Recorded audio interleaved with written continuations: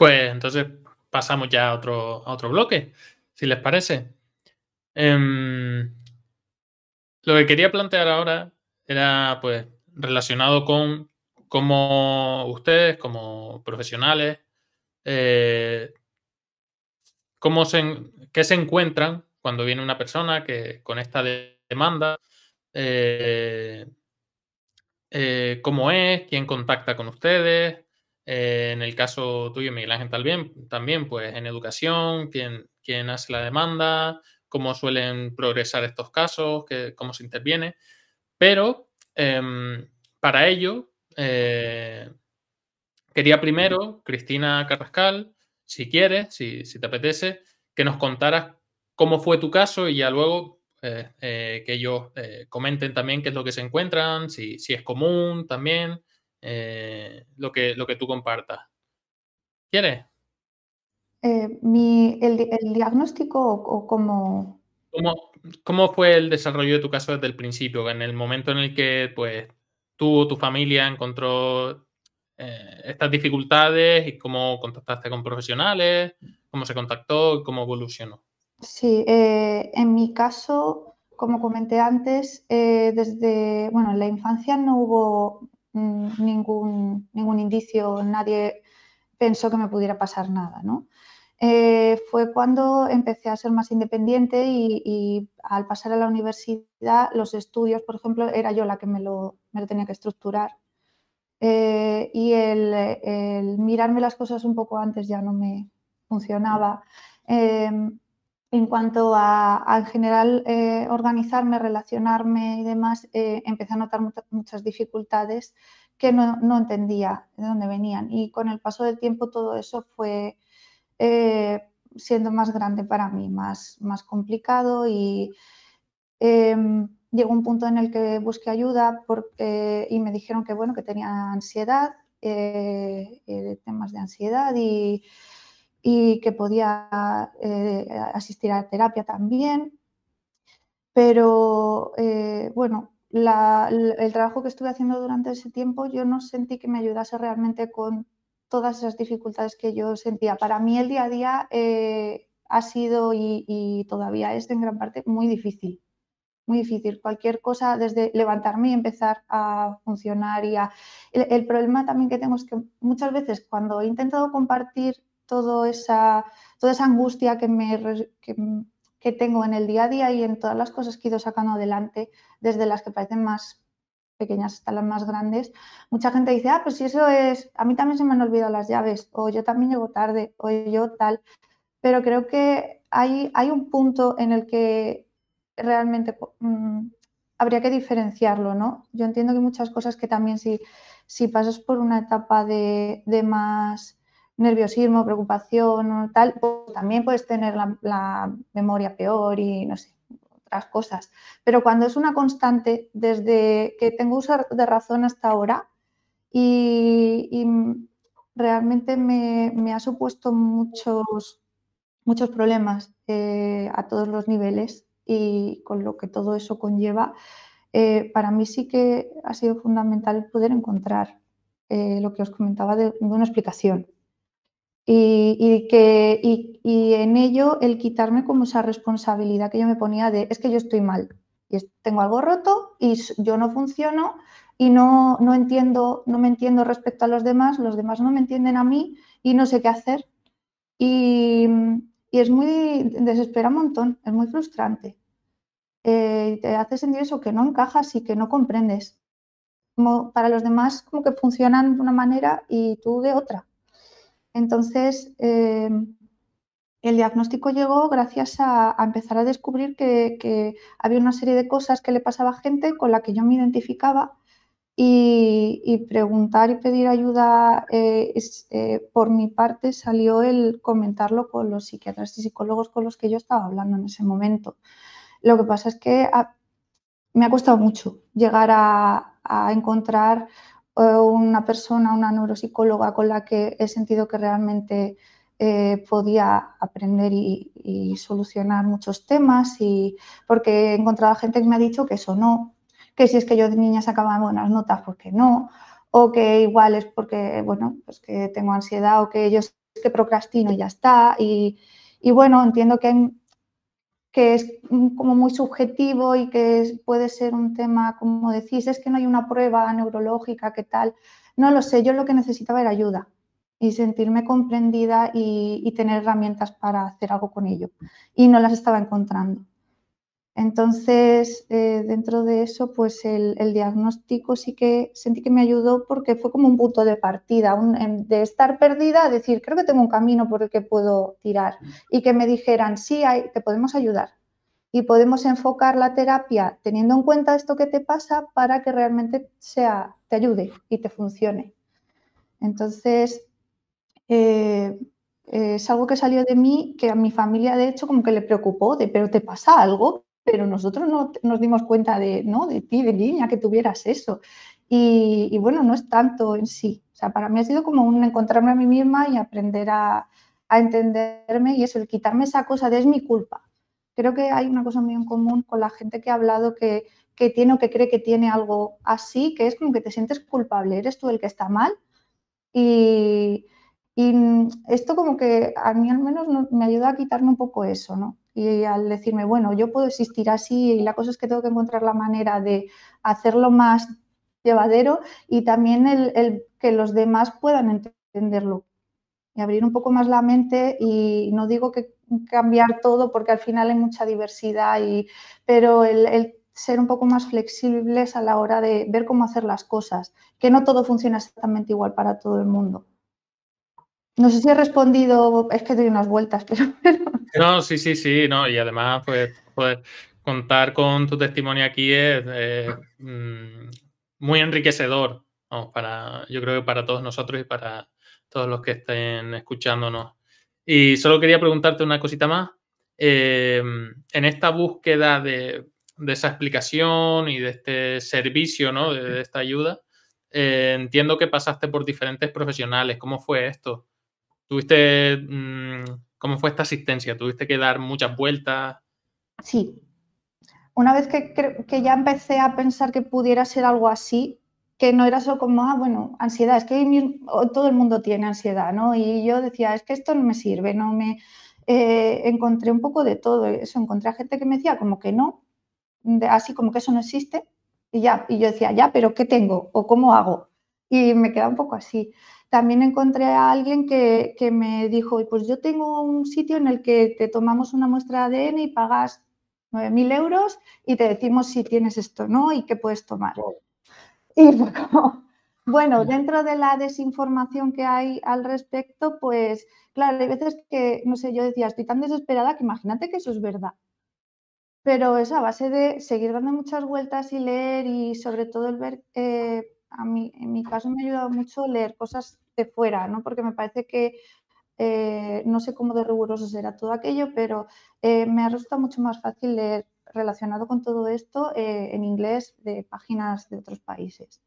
Y bueno, al final, gracias a una persona a la que le habían hecho diagnóstico, pues fui a un sitio específico donde hice todo el proceso y de ahí ha sido sobre todo en base a recomendaciones. Al menos por mi parte, he intentado buscar gente que me dijera que entre ellos se reconocían como personas que sabían de esto.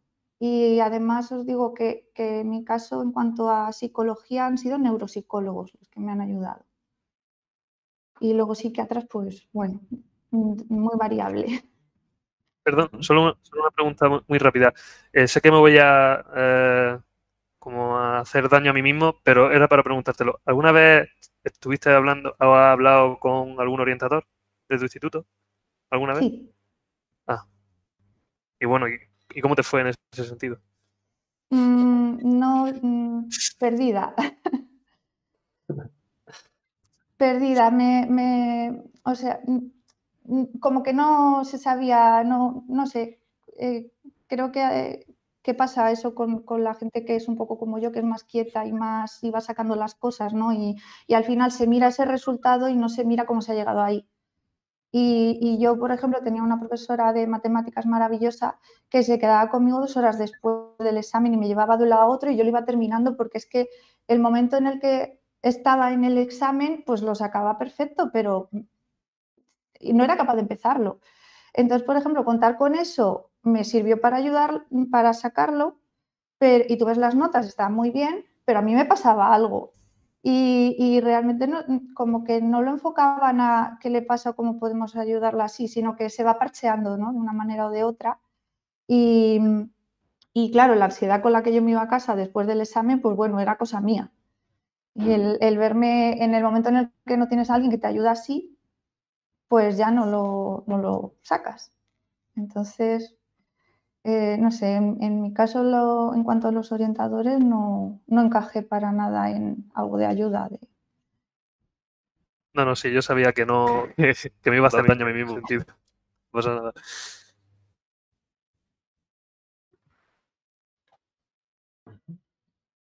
Luis, estás silenciado. Justo me he silenciado Sí, para sí. hablar, ¿no? Bien. Como decía Cristina, Cristina Aragonés, si quieres comentar algo sobre lo que ha comentado Cristina Carrascal y también que nos comentes un poco lo que tú ves en tu día a día sobre los casos que te llegan y cómo ves el panorama general también, más allá fuera de digamos, tu puerta.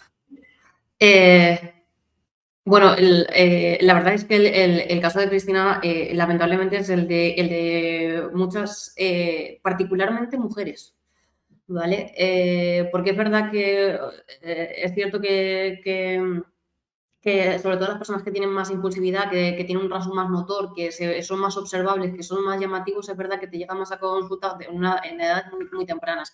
Pero, por ejemplo, y hablo de mujeres porque a consulta me llegan particularmente chicas, o sea, finales de la adolescencia, por eso 17, 18, 20, 25 años, que empiezan a tener problemas en la universidad cuando no han tenido problemas durante toda la trayectoria escolar, empiezan a tener problemas a nivel social, empiezan a haber problemas más a nivel de organización y nos empiezan a llegar por problemas derivados con temas de ansiedad y depresión. Esto sobre todo en adultos. Y la trayectoria que traen es muy similar. Pasan por muchos profesionales, nos traen informes con 5, 6, 7 diagnósticos diferentes y es como, bueno, porque esto no es normal. No es normal que tengas en 6 meses 4 diagnósticos diferentes. Entonces, vamos a evaluar, vamos a ver qué está pasando y entonces ya vemos por dónde tiramos. Ese es uno de los perfiles que nos llega. Otro de los perfiles que nos llega y el más mayoritario suele ser siempre niños, ¿vale? Niños pues eso, primero, segundo de primaria, o incluso hay alguno que la guardería es un poquito más extraño, pero sí, que nos vienen con la característica de que los padres nos dicen, no, es que en el colegio le han visto algo raro. Y es como, ¿algo raro que es? Claro, y es como algo raro en qué sentido, algo raro en que a nivel académico no rinde, algo raro en que es más nervioso, algo raro en que no, y entonces ahí empiezas a indagar. Y empiezas a indagar y empiezas a hablar con colegios y empiezas a hablar con los orientadores y con los profesores del niño y es como, no, es que es muy nervioso, es que es muy... Y ahí ya empiezas a sacar información, pero la primera característica que a nosotros nos llama la atención y además es como cada vez que nos vienen unas manos a la cabeza, le pasa algo raro. Y claro, eso la familia entra en pánico, porque algo raro puede ser cualquier cosa menos bueno. Entonces, y por último, el último perfil que detectamos es que cuando empezamos a valorar a estos niños y preguntamos por características y empezamos a hacer el perfil y hacemos, los padres nos dicen, no, es que a mí eso también nos pasa. A mí eso también me pasaba de pequeño. No, es que a lo mejor... Y empiezan a ver características similares en los padres. Esos son los 3 principales perfiles que nos llegan. Sobre todo aquí. Es verdad que, por ejemplo, llegan muchos niños con hiperactividad y muy poquitos con solo déficit de atención. Los déficits o sea, las personas que no tienen un rasgo de hiperactividad suelen venir más en la vida adulta. Miguel Ángel, ¿quieres añadir algo al respecto en educativa, ¿qué es lo que se ve? Sí, bueno, yo hay muchas cosas, la verdad, que de todo lo que se ha comentado, voy a intentar simplificar y ser escueto y muy rápido. Voy a empezar por lo último, con lo que se ha dicho de que a los padres normalmente se le dice, a mí también me pasa, esto así. A ver, es que me refiero, no es normal de que a los padres les pase, es que es normal porque tal y como está recogido, prácticamente la gran mayoría de las personas encajan dentro de eso, ¿no? Sí que se ven en ese sentido, pues que hay ciertos patrones que se repiten, por ejemplo, con padre y con niño y demás, pero que o sea, pasa, pero porque por creado el diagnóstico en ese aspecto. Sobre el tema, por ejemplo, sobre el tema de Cristina Carrascal, o sea, lo que ha estado comentando es muy común, o sea, son muchos tópicos, es muy juntos, la verdad, que ha comentado en esto de por ejemplo, como vas bien en los estudios, tú no tienes ningún problema. Es que es prácticamente lo que evidencia el que tú tienes TDAH solo sí tienes un problema académico. Vamos a ver, ¿no? Vamos a ver, o sea, un problema de este tipo no es únicamente que estamos en cuestión de rendimiento académico, ni que el rendimiento académico sea indicio de que eso esté mejorando. Entonces, o sea, es una cosa muy común de que se coge y diga, no voy a... O sea, porque en ese aspecto nosotros, los orientadores, y ahora también voy a dar, o sea, los orientadores y orientadoras, y romper en una lanza a favor suya, en ese...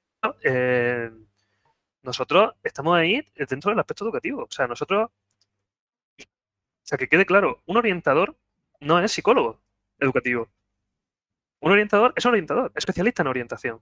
No es psicólogo educativo. Entonces, claro, un pedagogo o cualquier otro especialista dentro de la educación, dentro de secundaria, que quiera estar, o sea, no de criterios de diagnóstico, ni tiene que saber de TDAH, ni nada por el estilo, evidentemente, o sea, porque estamos hablando de que es eso. Entonces, claro, en muchos aspectos hay muchas herramientas que les falta a los orientadores y que cogen de experiencia a lo largo de los años.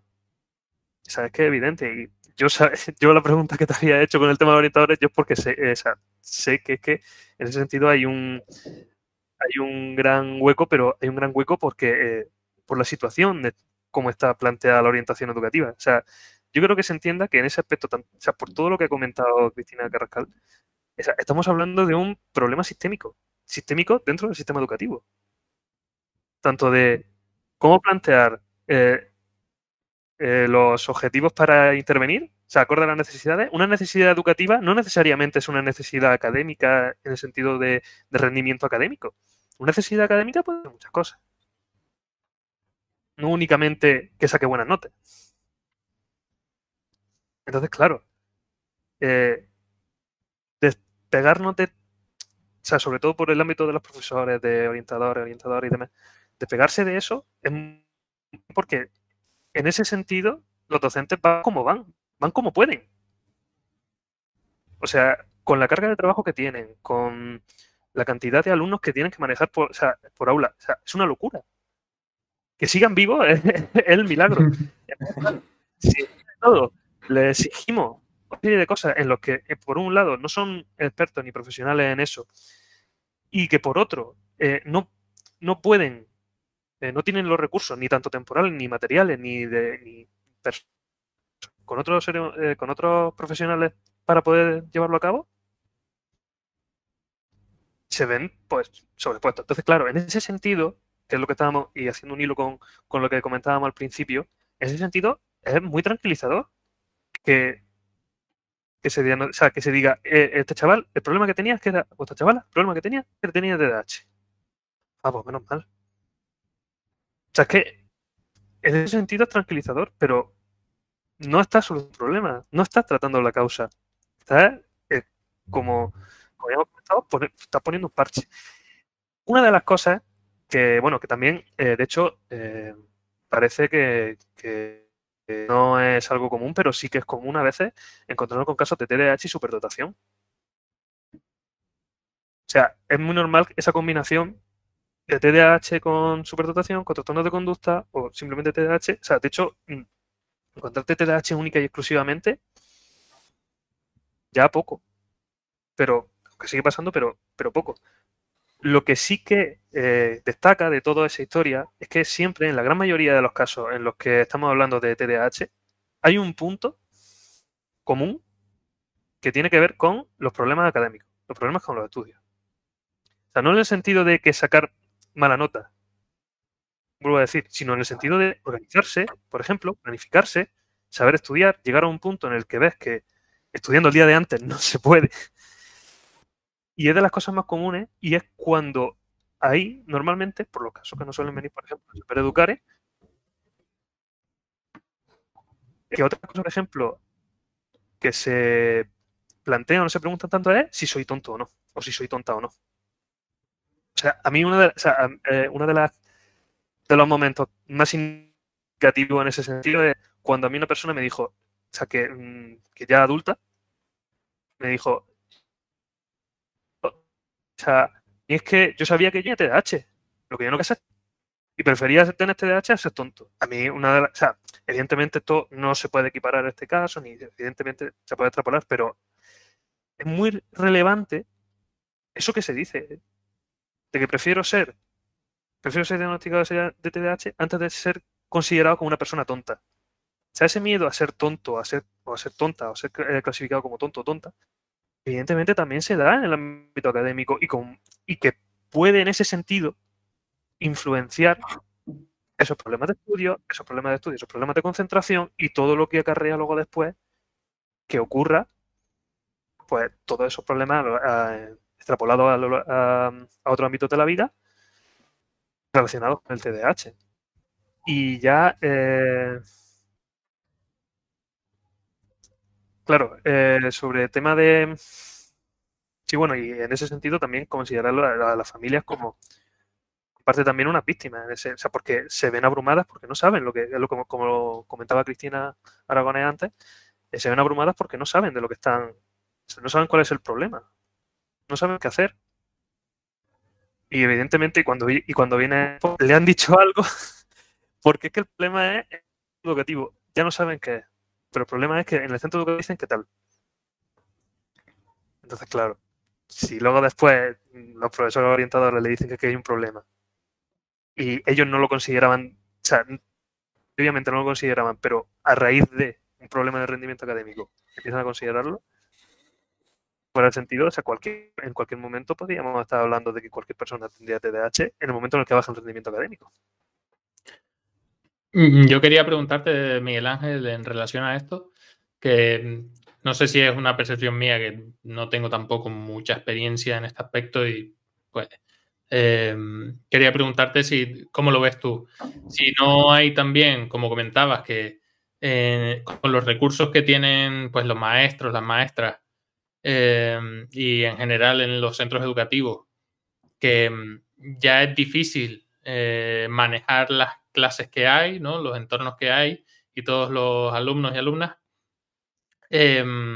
si no hay una cierta presión del sistema por buscar el diagnóstico y que el diagnóstico facilite dedicar recursos especializados, ¿no? Que el hecho de presentar un diagnóstico y unas necesidades educativas especiales faciliten que de repente digan, bueno, pues vamos a aportar este otro recurso, vamos a poner a una persona de apoyo, lo que sea. ¿Ocurre esto así? ¿Tú crees que puede haber una presión también en este ámbito? Sí, mira, hay muchas cosas que están ocurriendo ahí. Yo, por comentarlas, para ubicarnos un poco, cuando se detecta algo así, cuando se detecta me refiero cuando viene un tutor o un profesor o una profesora diciéndote que es que hay un chaval, una chavala, o bien que está distraído y que no está prestando atención, o bien que está dando mucho por saco en clase. ¿Qué es lo que qué es lo que dentro de la legislación, porque es que hay que diferenciar que lo que hay en la legislación no normalmente se corresponde con lo que ocurre en los centros educativos. Entonces, lo normal es que exista un periodo de medidas generales, que son unos 3 meses, y después de esas medidas generales, pues se tomen ya una evaluación psicopedagógica, que luego después lleven a otras medidas más específicas dentro del alumnado que tenga problemas. O sea, sobre las medidas específicas, tenéis que entender que son medidas de vamos a esperar a ver si el problema se soluciona solo. A mí lo que me da la sensación. Porque las medidas, las medidas generales son vamos a sentarle cerca del profesor, vamos a dejarle el examen. O sea, son medidas generales. Es decir, se toman de forma indiscriminada a todo el alumno y se espera a ver si así mejora la cosa. No mejora. O sea, tenemos ahí que algunas veces pues, son más o son menos. Entonces, todo dependerá. Pero tenemos otros meses que estamos esperando. Luego después se hace la evaluación psicopedagógica y ya se llega a determinar, pues efectivamente, según lo que se ha visto, TDAH, o sea, tiene TDAH o según se ha visto, pero lo importante aquí es, nosotros no decimos si tiene TDAH o no, nosotros decimos, puede ir por aquí. Ya tiene que ser el centro, la unidad de salud mental infanto-juvenil quien determine eso, o el psicólogo clínico, el psiquiatra, o quien sea, pero nosotros en ese sentido, en ese aspecto, pero somos, o sea, somos el origen. O sea, no pinchamos ni cortamos, no determinamos, no sentenciamos, marcamos el camino. Entonces, claro, a la hora de... No sé si me estoy pasando de... No, de bueno. tiempo, o me estoy yendo por la rama a otra cosa. No, muy interesante lo que estás contando, Miguel. En ese...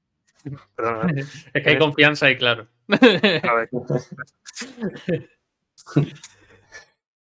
En ese aspecto hay que entender que problema sistémico. O sea, un problema sistémico de que a la hora de ofrecer una serie de recursos, una serie de herramientas, una serie de respuestas educativas a las necesidades, pues evidentemente tiene unas limitaciones, porque no, o sea, no estamos hablando de un alumno, estamos hablando de cientos de alumnos dentro de un único instituto. Entonces, claro, ¿qué ocurre? Que, jolín, o sea, si te, es como se nos está apagando el fuego en... O sea, se nos está apagando el fuego, no, se nos está incendiando toda la casa. Y nos está diciendo una persona, un extintor, que va a apagar el fuego de la esquina, evidentemente no nos preocupamos. Exactamente lo mismo con los centros educativos cuando se les dice a los docentes que se está medicando al chaval porque es que es psiquiatra y le ha dado medicación y ya está. Y lo mejor es que los profesores lo ven y dicen, efectivamente está más tranquilo o efectivamente está más concentrado, que eso no implica luego después una mejora en el rendimiento, ni que implica que haya desaparecido el problema. Pero el profesor dice, menos mal, he librado de... O sea, un problema menos, tengo que seguir apagando 50 fuegos. Entonces, claro, evidentemente, en ese sentido, es tranquilizador. Y para la familia les pasa igual. O sea, para la familia, la gran mayoría, pues tienen sus problemas de trabajo, de problemas personales, y son otros fuegos que tienen que apagar en ese aspecto. Y de hecho, estoy leyendo un artículo que decía que sobre la base genética del TDAH, bueno, una revista de orientación, que decía que cuando se intervenía con fármacos, padres ya no participaban tanto en el proceso. Pues la cosa era porque ya está siendo tratado. ¿No? Hay otros muchos problemas y hay que intervenir de forma conjunta en todo el contexto. ¿Que está tomando fármacos y le está yendo a corto plazo bien? Vale, pero o sea, la cosa es también más importante que eso, que es ¿hasta cuándo vamos a tener que estar con los fármacos? O sea, ¿en qué momento podemos decir, vale, a partir de ahora ya no? Hay que seguir con su vida, tiene que hacer, ya aprendió sus herramientas, ahora tiene que ir poco a poco, pero tener que depender toda la vida de los fármacos.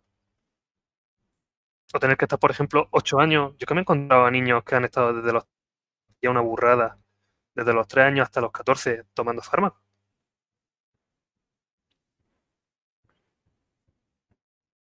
¿Cuándo podemos estar así? Cristina, bueno, claro. Cristina Aragonés. Pues, gracias, Miguel Ángel, por esta Hablo mucho y me hincho, pero cortadme, que yo... Hay confianza.